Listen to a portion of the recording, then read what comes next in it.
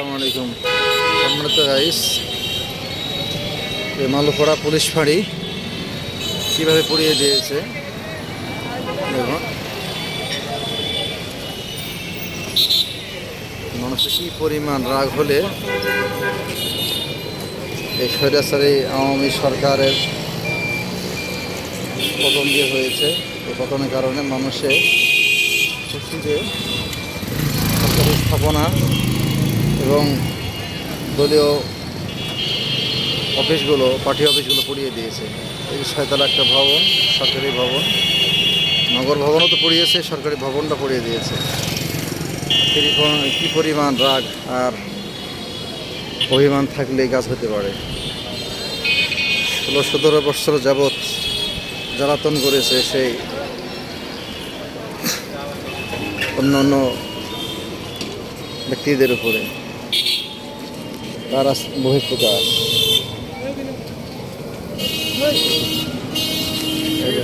দেখা যাচ্ছে ভিতরে মোটামুটি 6টা সিটের ব্যবস্থা আছে বসার, আর সামনে 2টা সিটের ব্যবস্থা আছে বসার। এটা সাজু আজম, এই হলো অবস্থা।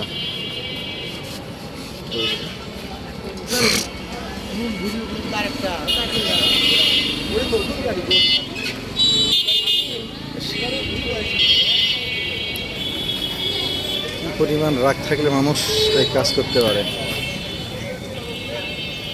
আওয়ামী সরকার, স্বৈরাচারী সরকার, জালেম সরকার কীভাবে জুলুম না করেছে, কীভাবে আগুনকে পুড়িয়ে দিয়েছে।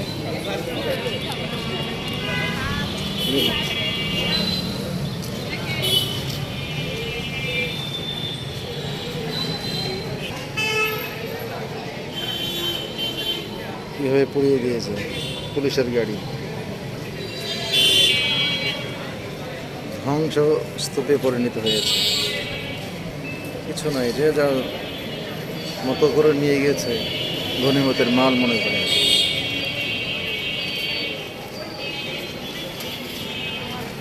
কি পরিমাণ ক্ষোভ!